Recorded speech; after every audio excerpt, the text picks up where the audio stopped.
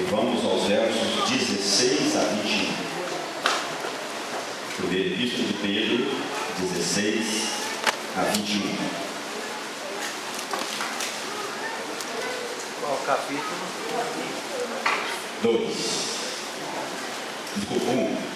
2 Pedro, capítulo 1, versos 16 a 21. Vamos orar. Querido Deus e Pai, a Bíblia está aberta. Ela vai falar do nosso coração. E a nossa oração é para que o nosso coração esteja aberto. E a nossa mente também. Para compreendermos a Tua palavra e colocar os ensinamentos em prática na nossa vida.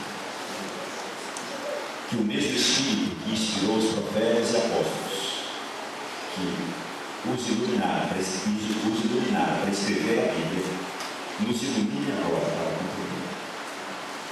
E que esse culto, Senhor, que ora transforme, especialmente agora, especialmente a Tua palavra, seja algo muito especial na vida de cada pessoa que aqui se encontra e que possa de fato fazer a diferença nas suas vidas. Os entregos de Deus mãos. Fique conosco em nós e fale a cada um de nós. É o que nós oramos e agradecemos em nome de Jesus. Segunda Pedro 1, 16 a 21. Porque não pusemos a conhecer o poder e a vida do nosso Senhor Jesus Cristo, seguindo fábulas engenhosamente inventadas, mas nós mesmos fomos testemunhas oculares da sua majestade, pois ele recebeu da parte de Deus Pai honra e glória, quando pela glória excelsa lhe foi enviada a seguinte voz: este é o meu Filho amado, em quem me comprazo. Ora, esta voz vinda do céu, nós a ouvimos quando estávamos com ele no Monte Santo.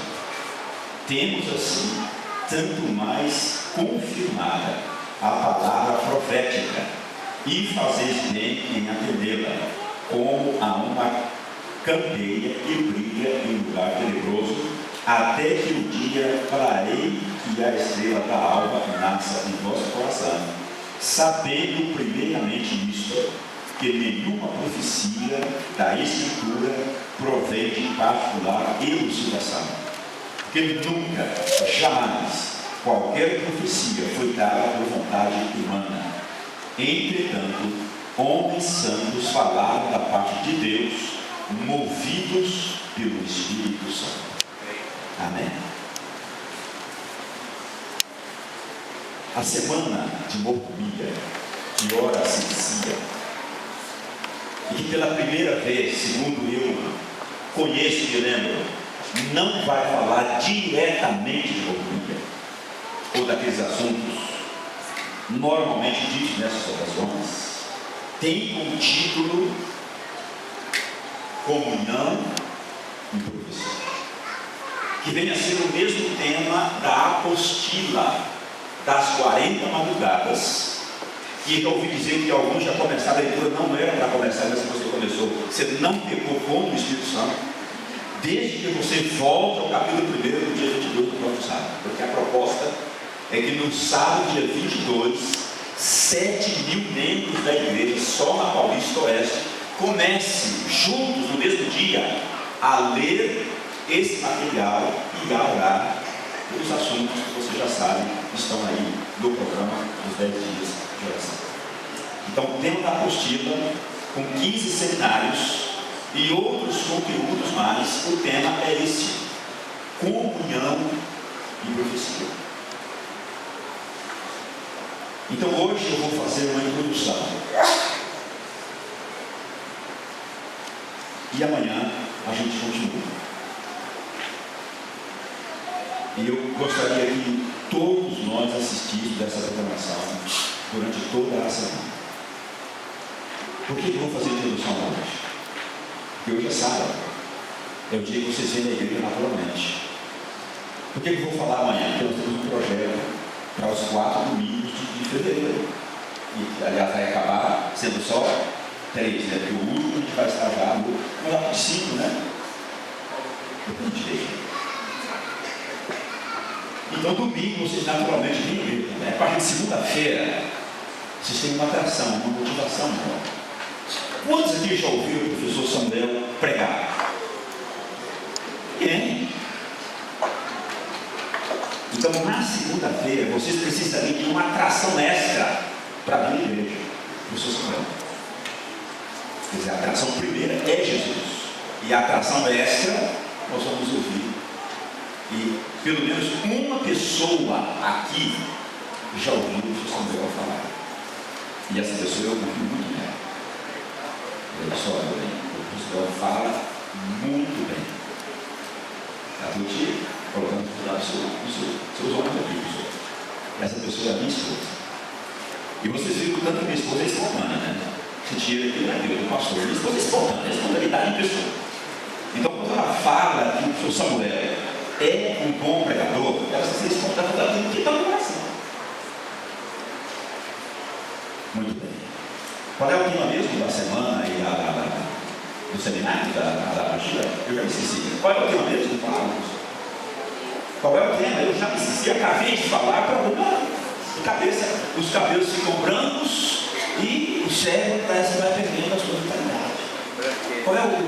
Qual é o tema mesmo? Já me esqueci. Muito bem. Comunhão e profecia. O que é profecia? Via de regra, se entende por profecia aquilo que de certa forma tem um caráter preditivo, isto é, o que tem a ver com o futuro. Entretanto, a profecia bíblica é muito mais que simplesmente revelar o que acontecerá amanhã. Embora haja naturalmente um elemento preditivo na mensagem profética, ela decorre do significado mais amplo e profundo da profecia e do seu propósito maior, que é revelar o plano de Deus em relação à salvação do pecador. Assim, a profecia bíblica é, na verdade, uma providência divina, face a uma situação específica, a pecaminosidade do homem e sua necessidade de salvação. Portanto, a profecia bíblica é o meio que Deus escolheu para transmitir ao pecador o seu projeto de salvação e convidar o pecador a que aceite na sua vida o Evangelho. Essa é a profecia. Desta feita, todo o conteúdo da Bíblia é profético, embora muitos das suas partes, muitos dos seus livros até, não há um elemento preditivo para o futuro. Contudo, cientificar da revelação divina, então isso é profecia. E é isso que nós vamos aprender ao longo desses seminários. Independentemente do gênero literário, a Bíblia trata apenas de um assunto: o plano da salvação. A Bíblia, queridos, em suas versões mais tradicionais, possui 1.189 capítulos. A Bíblia, algumas traduções, algumas versões, tem um pouquinho mais ou um pouquinho menos, mas a maioria das traduções, especialmente as mais tradicionais, conservadoras, porque hoje a tradução de Bíblia não tem mas as mais tradicionais e conservadoras, elas possuem 1.189 capítulos. Destes, apenas 4 capítulos não tratam diretamente do pecado e de suas consequências. Apenas 4. Restando, pois, 1.185 capítulos da Bíblia, todos eles dedicados exclusivamente a um assunto. Há um assunto que envolve 2 aspectos: o pecado e a salvação do pecado. E quais seriam esses 4 capítulos que não tratam desse tipo de assunto? Os 2 primeiros e os 2 últimos. Porque os 2 primeiros falam da criação. enquanto não havia pecado. Porque o pecado só entra no contexto bíblico a partir do capítulo 3 do livro de Gênesis. Então os dois primeiros nada tem a ver, não fala agora, desde o verso previsto a possibilidade do pecado nos capítulos 1 e 2, especialmente no 2, eles não falam do pecado, porque o pecado só tomou lugar na vida do ser humano a partir do capítulo 2. Vamos ver esses dois, o final do capítulo 2, para nós nos situarmos dentro de um contexto interessante. Olha como a Bíblia, primeiro vamos ver o capítulo 2, versos 1 e 2. Gênesis 2, versos 1 e 2. Abra aí a sua Bíblia nesse capítulo. Gênesis 2, primeiro livro da Bíblia, versos 1 e 2. Assim, pois, foram acabados os céus e a terra e todo o seu exército. E havendo Deus terminado no dia 7 a sua obra que ele fizera, descansou nesse dia de toda a sua obra que tinha feito. Não há como você negar que há aqui uma nota de alegria, há aqui uma nota de realização por parte de um Deus que projetou esse mundo no qual você e eu estamos. Ao cabo desta criação, então, ele reposa, ele porque comemora um trabalho de criação realizado por Deus. Mas a alegria não é só de Deus. Os últimos versos do capítulo 2 de Gênesis também falam de alegria. E eu quero convidá-los a ler apenas os versos 23 e 24 do capítulo 2 de Gênesis 2. Olha como esse capítulo, que é o segundo dos 4 que não falam do pecado, olha como ele termina, 23 e 22. E disse o homem: esta, afinal, é osso dos meus ossos e carne da minha carne. Chamar-se-á varoa, porquanto do varão foi tomado. Por isso deixa o homem pai e mãe e se une à sua mulher, tornando-se os dois uma só carne. Você consegue ver aqui também uma nota de alegria por parte do homem e consequentemente também da mulher. É assim que terminam os dois capítulos primeiros de Gênesis. Eu tenho aqui uma citação de um comentarista bíblico, que ele diz assim, falando sobre o verso 23, quando Adão se irrompe naquela alegria: esta, afinal, é osso dos teus ossos, é carne da minha carne. Varoa será chamada, porque do varão ela foi chamada. E esse autor diz assim: no hebraico bíblico, esse poema é composto de 13 palavras, sendo que o pronome esta, referindo-se à mulher, aparece em primeiro lugar, em segundo lugar e em 13º lugar. Ou seja, a palavra esta, como que designando a mulher, aparece no início, exatamente no meio, no centro e no fim do poema, querendo Adão dizer com isso que a mulher na sua vida ocuparia o início, o meio e o fim da sua existência. E com isso estava dizendo: essa criatura é o maior e é a melhor e a maior dádiva com a qual o Criador poderia lhe agraciar. Gostava das mulheres, né? E é assim mesmo. Eu fico imaginando o mundo sem mulher, seria inferno. Eu não queria viver um segundo, se queria, também não, né? Eu acho que eu não queria viver um segundo, mas nem um milésimo de segundo. Eu queria viver em um mundo sem a presença feminina. Não, eu não queria. Se alguém quer, eu respeito o seu gosto. Mas eu não. Então esses dois capítulos terminam com essas duas notas. Primeira, a alegria do Criador. E segundo, a alegria do ser criado. Mas olha como começa o capítulo 3. Mas a serpente, agora é introduzido novos. Mas a serpente, mais sagaz que todos os animais selvagens que o seu Deus tinha feito, disse à mulher. É assim que Deus disse, e aí continua o relato que você já conhece muito bem. A partir daqui, então, agora, até o antepenúltimo capítulo da Bíblia, o assunto é esse. Não há outro assunto. o pecado, o pecador e o plano de Deus para salvá-lo. Eu trouxe aqui um livro para ilustrar, porque a Bíblia em hebraico, esse livro aqui é um livro, assim, Antigo Testamento interlinear, hebraico-português. Aqui ele traz uma linha em hebraico e embaixo a tradução em português. Eu trouxe isso aqui do Pentateuco.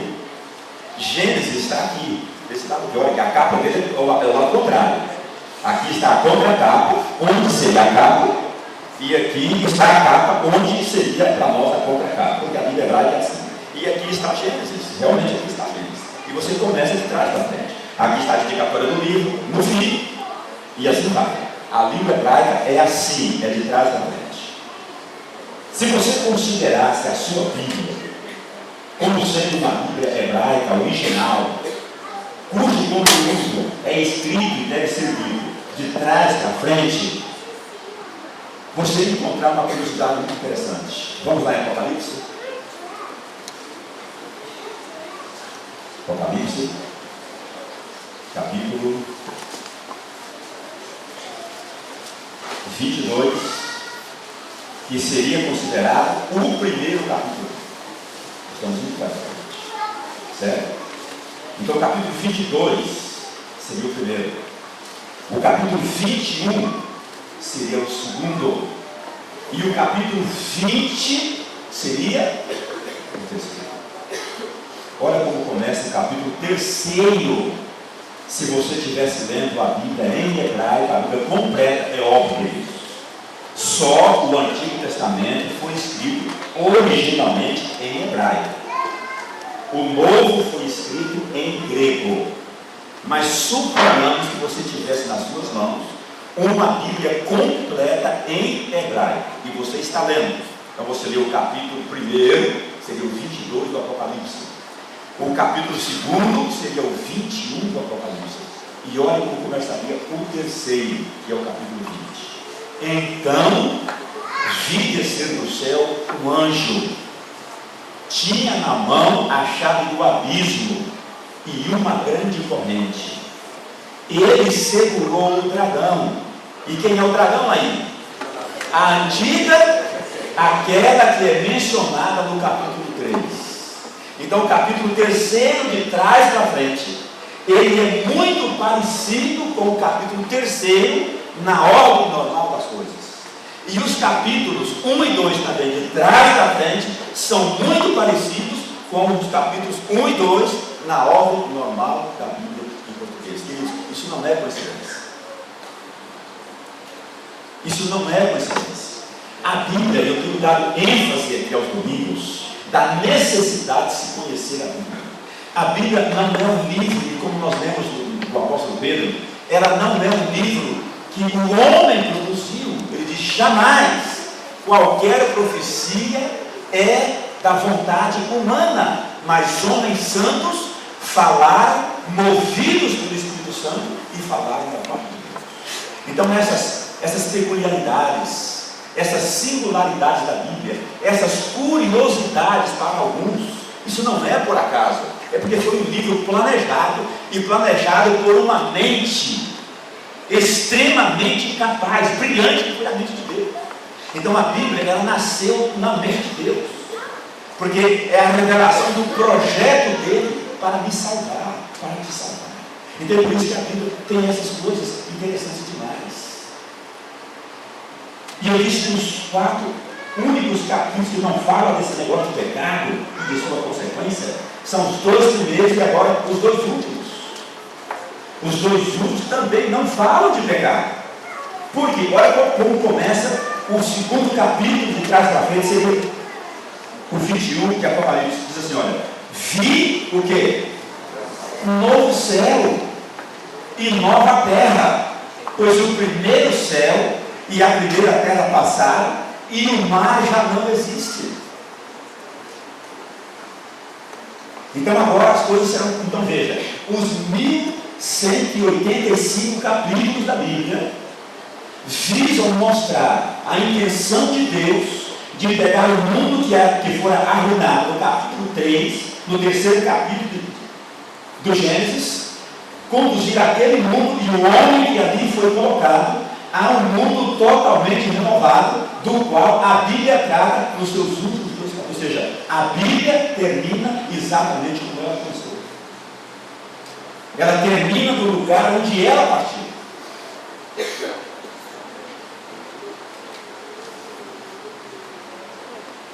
Olha o que diz o verso 5, do capítulo 21. E aquele que está sentado no trono disse. O que ele disse? Está na sua Bíblia aí, meu irmão. O que ele disse? Que você tem na sua Bíblia. Eis que eu faço o quê? Novas. Todas as coisas. Voltando ao origem. Voltando ao início. É por isso que você precisa estudar. É por isso que você precisa conhecer. É por isso que você precisa conhecer a profecia. Ou as profecias. E quando eu falo de profecias, não estou falando de mensagens que predizem o futuro. Estou falando do conteúdo bíblico, da revelação divina. Você precisa conhecer a revelação. Você precisa compreender a revelação. Você precisa permitir que a revelação faça parte da sua vida. Dê norte, dê rumo aos seus passos, à sua conduta, ao seu estilo de vida. Porque a Bíblia é um livro especial. E você está percebendo isso. Como que um livro que foi escrito por uma pessoa, no caso Apocalipse por João, ele não teve contato com Moisés? Eles nunca se conheceram. Estão separados por centenas de milênios. E agora você pega o Apocalipse e parece que ele é a continuação do Gênesis.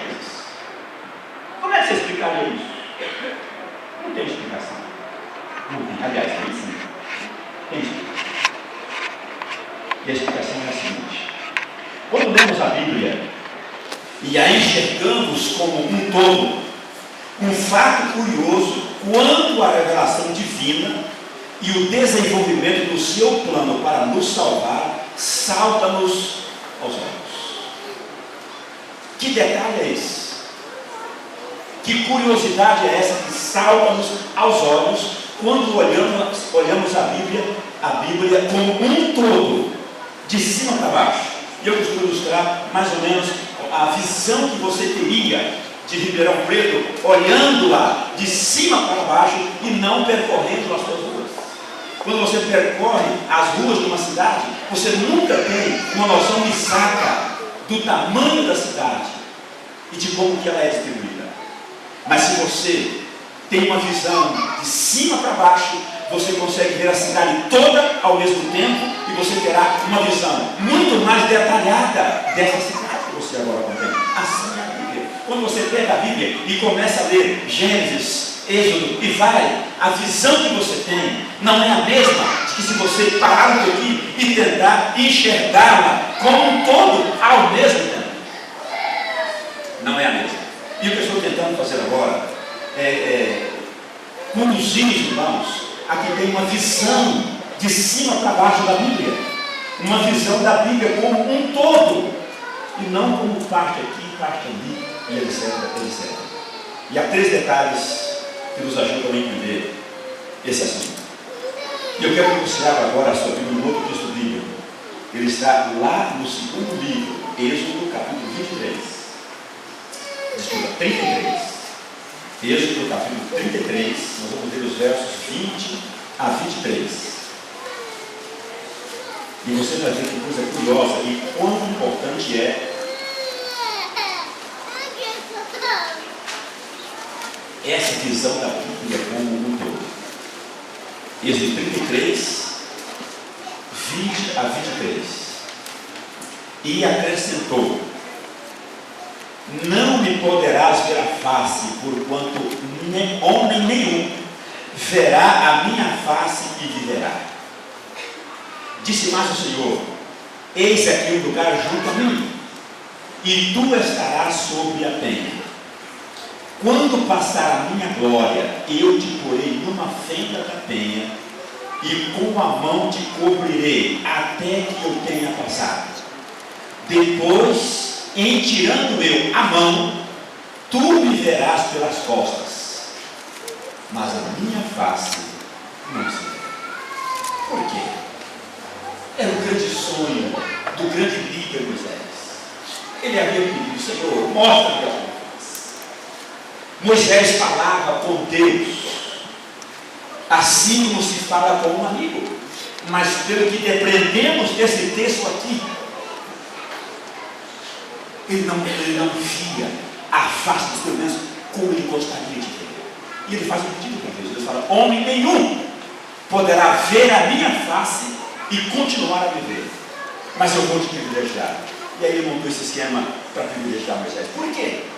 Então, quando você lê a visão que você tem da Bíblia toda, é que no contexto do Antigo Testamento, embora fosse Jesus o fio dourado que permeasse, ou seja ele, melhor dizendo, seja ele o fio dourado que permeia todo o Antigo Testamento, a ideia que salta aos seus olhos é que quem está em evidência no contexto do Antigo Testamento é Deus, é a figura de Deus, o Pai. A gente sabe que é Jesus, por causa do Espírito de Deus. Mas a ideia, o que lhe salta aos olhos, é que a figura da Trindade, proeminente, no contexto do Antigo Testamento, é Deus o Pai. Só que era um Deus velado, era um Deus invisível, era um Deus intangível. Podia conversar com ele, sim, mas não podia tocá-lo, não podia vê-lo. E é por isso que ele tinha instrumentos vários, mediante os quais ele podia comunicar com o seu irmão. Ele tinha o ministério dos profetas, ele tinha os sonhos, ele tinha o vinho, ele tinha outras maneiras para que ele fosse consultado e ele desse então as orientações devidas e necessárias ao seu povo. Mas, de acordo com esse texto, ele disse: homem nenhum verá a minha face e viverá. Mas o Antigo Testamento termina. Ele termina justamente em Malaquias. Em Malaquias ele termina. E como o livro que vem logo após Malaquias é o Evangelho de Mateus, eu convido você a ler comigo Mateus capítulo 1. Mateus capítulo 1, verso 23. Olha o que diz aí. Mateus 1, verso 23. E eis que a Virgem conceberá e dará à luz um filho, e ele será chamado pelo nome de Emanuel, que quer dizer Deus conosco. Deus já não estava com o povo de Israel no contexto dos Jesus pais, mas uma versão invisível, intangível. Agora esse Deus encarna e diz aqui: e Jesus seja recebido o nome de Emanuel, que quer dizer o que? Deus. Hebreus, não vou ler esse texto, Hebreus 1, versos 1 e 2, fala que Deus outrora nos falou de muitas maneiras pelos pais e pelos profetas, mas nos últimos dias nos falou pelo seu próprio Filho. Então, quando termina o Antigo Testamento e começam os Evangelhos, Deus não é mais um Deus invisível, não é mais um Deus intangível, não é mais um Deus intocável. Ele é um Deus presente pessoalmente, ele é um Deus conosco, é um Deus visível, é um Deus tangível, é um Deus tocável, e tão tocável é que foi possível pregá-lo em uma cruz. Eu pergunto para você: Deus estava mais distante do homem ou mais próximo do homem? Não tem como negar. Mais próximo, era pessoal. No momento lá que a gente está em João capítulo 14, Filipe diz: Senhor, mostra-nos o Pai. Ele fala: Filipe, há tanto tempo eu estou convosco e não me tens visto. Quem me vê a mim vê o. A Moisés esse pedido foi negado, mas a Filipe, quem me vê a mim vê. Então, no Novo Testamento, o Deus invisível agora se torna visível. Como eu disse, tão palpável que foi possível pregá-lo na cruz. Antes, porém, de ser pregado na cruz, esse Deus que se revela nas Escrituras, que nós chamamos de profecia. Em uma